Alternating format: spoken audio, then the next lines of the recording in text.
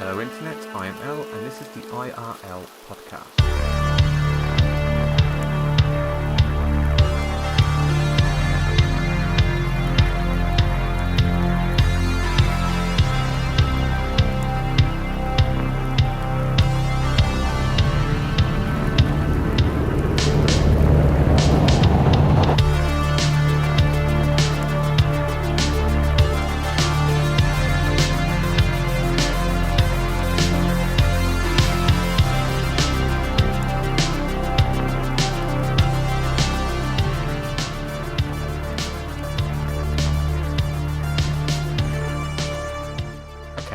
So last week I promised you guys a little bit more of a fun topic to discuss as I decided to play chicken last week with YouTube and talk about COVID. So this week we're doing the alien thing. As I said in the first episode of IRL, the alien topic has interested me ever since I was a kid. When I saw Blink-182's Tom DeLonge on Joe Rogan a few years back, it re-sparked the imagination and it led me on a motherload of all research binges. But first things first, the whole To the Stars thing that is led by Tom DeLonge is probably a psyop. DeLonge is an open Freemason, and despite all the big talk, they still only go over the Nimitz incident. However, through my own research, I have come to discover that there is a lot of other evidence out there that Tom simply won't talk about. There's also more to it than just a popular conception of what an alien is. When you say alien, the mind instantly goes to the image of a grey, as this is the most common depiction of an alien in pop culture. The grey, giant-headed figure with big black eyes that apparently has a fetish for anal probes. However, depending on who you talk to, there is a multitude of different aliens out there, including giant praying mantises, tall blonde humanoids, giant blue birds, and yes, even the lizard people. But before I lose everyone, as odd as it sounds, the alien topic doesn't just stop at alien life. The more I dug into it and the more research I did, the less it seemed to become about alien life and more about suppressed technologies, one of which could give the world unlimited free energy. Before I dive into things, however, I want to lay it out there on the table that I'm not sure if I believe everything I'm sharing in this episode. I'm simply relaying some of the stuff that I have found through research. I actually encourage you to do your own research and decide for yourself, as with pretty much everything I talk about on the podcast. Don't look at me as having all the answers, because quite frankly, I don't. Like a lot of people, I'm simply trying to figure things out as I go along. But when I started the research, I looked for every report of a sighting I could find, and in a case of perfect timing, just as I started the research, the British Department of Defence released a bunch of documents that they had collected over the decades. These can be found on the Black Vault website if you're interested. However, while there are some intriguing reports to be found in there for sure, a lot of it is anecdotal evidence, as is a common problem when trying to prove aliens exist. Reports from a single person or a group that, let's be honest, could be a false report or just an attention grab. It is certainly not enough to build a case on. So instead, I decided to focus on mass public sightings. Sightings where multiple people all give the same account, and there are a surprising amount of them. I won't cover them all, but I will cover some of the bigger ones. The first one I want to look at is the giant V seen in New Jersey. On July 14th, 2001, just after midnight, multiple motorists and even 2 police officers reported seeing giant orange V formation of lights hovering over the Arthur Kill waterway. The lights stopped over the turnpike and hovered there silently for about 15 minutes before disappearing. The video is out there of the incident, but I was unable to find it at the time of recording the episode.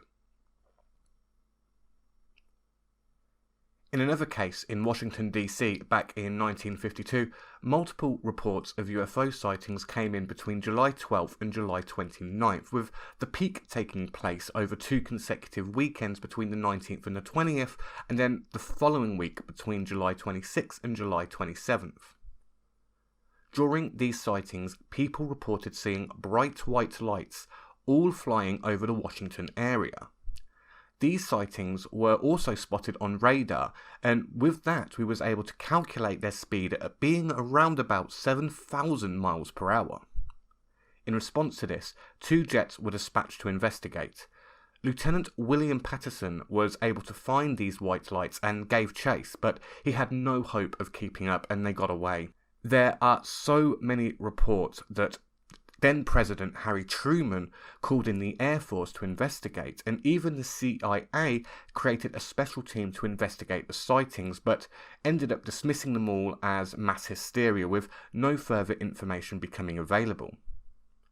It's worth noting that no video evidence of these sightings exists, which is fair given the time. There is a video circulating online of multiple lights flying past the Capitol building, but from what I can see, there wasn't actually any reports by the Capitol building, so it most certainly is fake. There are some photographs of the incident, apparently, and while that could be compelling, it's impossible to know if they are actually genuine. With that said, there are too many reports made from the public, official reports, air traffic control, and even Lieutenant Patterson for it to simply be mass hysteria. There are too many identical reports for this to be a coincidence, and given that they all happened over the month, the 1952 Washington DC case is one of the biggest mass sightings there is. Another famous case is the Phoenix Lights incident of 1997. Potentially the most famous of all the mass sightings, thousands of people reported seeing a V-shape with 5 lights, 1 at the point and 2 going down either side. Reports came in from between 7 p.m. to about 10 p.m, all the way from Phoenix down to Tucson. Witnesses, including the public, police, and even the state's governor, who, in a poor attempt to calm public unrest, created a public spectacle by holding a press conference claiming that he had caught the perpetrator. As the press gathered, the governor proceeded to bring out a man in an alien costume. People, however, were shaken and didn't appreciate this attempt at a quote-unquote joke. However, years later, the governor did go on record and stated that he too had seen the V-shaped object and described it as otherworldly, admitting he wasn't sure what it was that he had actually seen. There is actually plenty of video and photographic evidence that was captured during this incident, and some of it can be seen in the 2005 documentary titled The Phoenix Lights. These lights seemingly reappeared in 2007 and 2008. However, the official report of these incidents was military-grade flares attached to helium balloons, which make of that what you will. Regardless, in 1997, thousands of people certainly saw something, and the government just can't deny that. There is also the story of the Foo Fighters, and no, I am not talking about the rock band, but rather multiple fighter pilots during World War II reported seeing small bright white lights that seemingly defied physics and would chase them at incredible speeds. It does seem fitting, however, that one of my favourite rock bands would be named after UFOs. One of the cases I found most interesting, however, was the Belgium incident of 1989. Again, hundreds upon hundreds of identical reports come in of a mysterious black triangle with 4 lights, one at each point of the triangle and then one in the centre. Again, this was reported by both the public and on-duty police officers, and again, there is photographic evidence from the sightings that match the reports. The black triangle has actually become the most reported type of UFO, to the point where it has now overtaken the silver saucer of old that, at the time, most people would think of when they were asked to describe a UFO. Irregardless, after these thousands of identical testimonies, it's impossible for me to simply dismiss this as coincidence. Clearly, people are seeing something. The reason I find this particular case so intriguing is because during my research I did come across a pattern on Google that is identical to the photos and reports from the Belgium sightings, and similar sightings as well for that matter. I'll link it down in the description, but if you want to search for it yourself, then just Google US 200601 45019A1. The pattern is for a triangular spacecraft that, instead of using a conventional engine, generates an electric field and then uses that electric field for propulsion. The patent was filed in 2004, but it's worth noting it has since been abandoned. Still, I think you'll agree it's a very weird coinkydink. But this raises a question. Are these UFO sightings alien in origin, or are people simply seeing man-made military black projects that's not been disclosed to the public? After all, UFO simply means unidentified flying object. No one said anything about aliens. The issue is, if they are indeed man-made, then how could that be possible given what the reports of the Black Triangle UFO seemingly do? They break all known laws of physics. Would that mean that our current understanding of physics is incomplete, or is our fundamental understanding of physics and the universe in general just completely wrong? This leads me down a completely different set of rabbit holes, one called electric universe theory and another discovery of zero-point energy. Starting with electric universe, the simplest way to describe electric universe theory is that electricity is the driving force of the universe and not gravity. This obviously completely rewrites our understanding of physics and quantum mechanics, which may be why so many scientists are quick to dismiss it as pseudoscience. These scientists will be quick to point out that no evidence of electric universe theory exists, but fail to mention that very few studies have actually been done. Some scientists, however, are looking at it and wondering if electric universe theory could be the missing link that physicists have been looking for. The missing link that currently is being attributed to the elusive dark matter. Dark matter is more universally agreed upon by the scientific community as being the explanation for the 85% of matter in the universe that we simply cannot account for. Now, this is 100% my own personal conjecture, but maybe the reason why so many are resistant to the concept of electric universe theory is because, well, it would mean everything they have studied their entire life is wrong, and they would have to learn a completely new rulebook. But again, just my opinion, and my understanding of both physics and electric universe theory is rudimental at best. Still, based on the description of St. Clair's black triangular spacecraft pattern, it would explain how electricity could be used for propulsion, and I can't help but find that concept intriguing. Zero-point energy is a different concept, and it works based off quantum mechanics.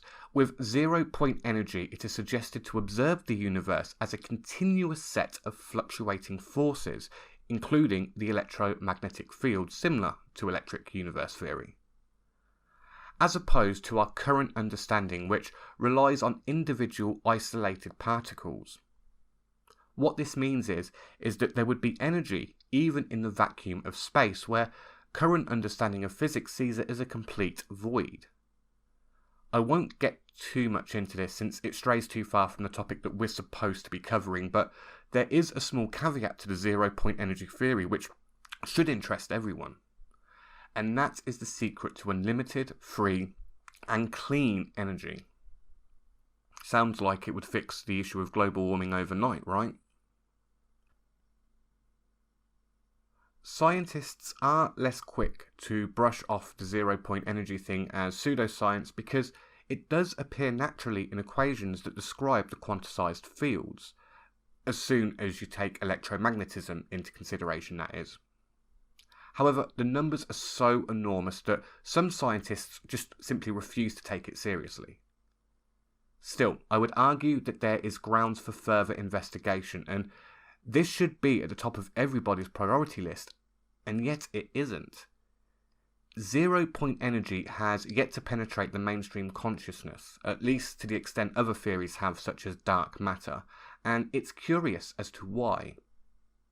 If I was to put the old tinfoil hat on, one might speculate that it's because some of the most powerful entities on our corporate planet, i.e. the oil and energy industries, have an invested interest in keeping the information suppressed. However, yet again, that would have to be another topic for another time. I may do an entire episode on 0-point energy if that's what the people want, but if you are interested in following this up, I highly, highly recommend a documentary called Thrive, What on Earth Will It Take? It's a bit of a lengthy one with a runtime coming in at nearly 3 hours long, but it does a fantastic job of condensing a lot of information into a single documentary. Information that took me nearly 2 years to research by myself. Best of all, it's available completely free on YouTube, and as always, I'll link it in the description. Of course, all of this has taken us away from what we're supposed to be looking for, and that is trying to find indisputable evidence of alien life. Things here get tricky because I can't use the same mass sighting process I used for UFO reports. And to make matters worse, the internet being the internet, there is literally a mountain of information out of there, most of which just doesn't stand up to scrutiny or is just flat out crap, such as the famous alien autopsy video. However, out of all of the evidence I examined, one of the most compelling videos I found is of a grey-type alien nicknamed Skinny Bob. I'll link the video in the description, but take it with a pinch of salt. Given the time this video came out and given the articulation demonstrated from the alien, it is convincing. In the video, we see full body shots and close-ups of Skinny Bob with realistic blinking, even if the rest of his face remains static. Now, I find that questionable, given humans use 200 muscles just to blink, but whatever. We do also see Skinny Bob and his buddies walking, which, again, is quite convincing. Now, I am extremely skeptical of the videos, but if they are fake, well, they are at least extremely well crafted. Still, where was I going to find actual evidence of alien life that couldn't easily be shrugged off without some serious consideration? Because the Skinny Bob video just simply doesn't cut it. Well, the answer I was looking for came from a very unlikely place in the form of WikiLeaks. But before I get into it, keep in mind that whatever you may think of Julian Assange, which in my opinion is one of the worst smear jobs in history, the WikiLeaks website itself has a 100% track record. They have never had to redact a publication. And it's also worth noting that this is the leak that cost Hillary the 2016 elections. If these emails wasn't genuine, then they could have used legal means to get these emails removed and discredit the leak and WikiLeaks in general, reversing any damage the emails had done. But they didn't. Instead, CNN told one of the biggest porcupines in media history, claiming it was illegal to download the emails and that what you would learn, you would have to learn from them. Total bullshit, of course, and it's just an attempt by the conglomerate media to just do damage control. And FYI, a porcupine is a lie for anyone not fluent in Cockney rhyming slang. Anyway, the point is, the leak is very genuine, so imagine my surprise when I found multiple emails discussing the topic of aliens. As always, I will link the emails in the description so you can read them for yourself. The emails come from late Apollo 14 astronaut Edgar Mitchell. There are a few of them there, and again, I'll link them all, but I want to focus on the specific email which not only mentions 0-point energy, but also seemingly confirms alien life. The email goes like this. Dear John, because the war in space race is heating up, I felt you should be aware of several factors as you and I schedule our Skype talk. Remember, our non-violent ETI from the contiguous universe are helping us bring 0-point energy to Earth. They will not tolerate any forms of military violence on Earth or in space.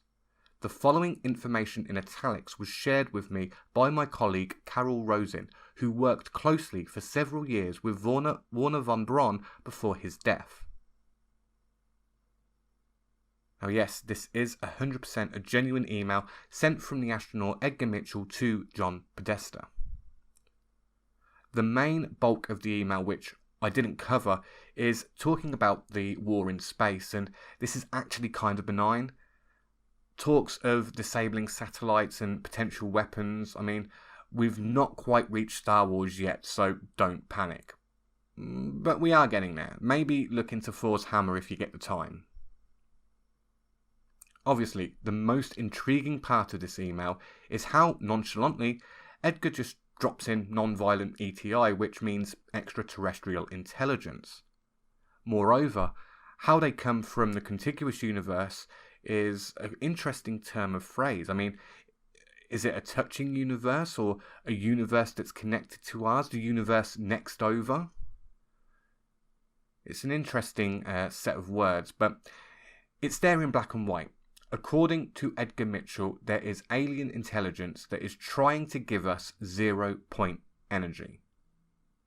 So, if a private email from a renowned astronaut to a creepy politician isn't enough to convince you that, then, well, you're probably one of these types that won't accept the idea until aliens are butt probing you personally. And again, if the email isn't legit, well, Podesta and Clinton could have just gotten them removed via legal means. The fact that they didn't and instead tried to scare people away from reading them, well, it just speaks volumes to me. One last little interesting tidbit, which admittedly is based on conspiratorial hearsay, is the story behind the origin of the Nazi Glock. The Nazi bell, as it is more commonly known, is confirmed to have actually been a thing, but less known is the story of where the Nazis got the science from. Now, the official report is, if you read it on history.com or, a mainstream source, is that, well, it was just super smart Nazi aliens. But there is an alternative explanation. It's no secret that Hitler was obsessed with the occult, and there are many factions within the Reich that were supposedly based on occult practices, which Marvel used to base their Hydra faction on. The Vril Society is probably one of the most famous, and according to some, the Vril Society was made up of females who could channel ETIs or some kind of interdimensional being, and through this contact they were given the knowledge which led to the creation of the bell. And again, I'm not saying that I 100% buy this, but it does seem to line up with what we saw in Edgar Mitchell's email, and the fact that we know that Operation Paperclip happened, where many Nazi scientists were brought in from the US because of their work. Mostly, these scientists were put to work at NASA, as is the case of Wernher von Braun. So, a lot of dots do seem to connect, and even if it is hardly concrete, it's still fun to contemplate. There is so much more that I could get into. I mean, I haven't even talked about the angel-demon thing, or the interdimensional beings thing, or the ancient alien stuff, but maybe I'll save that for a future episode. For now, remember to check out my website at irlpodcast.com for all the social links, future and past episodes, and eventually, when I get round to it, my blog. Alternatively, you can find us on all of the major podcast platforms such as Apple, Google, Spotify and Reason, and follow me on Twitter at returnofthel_.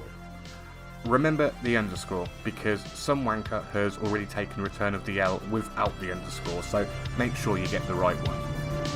Until next time, Internet, thanks for listening.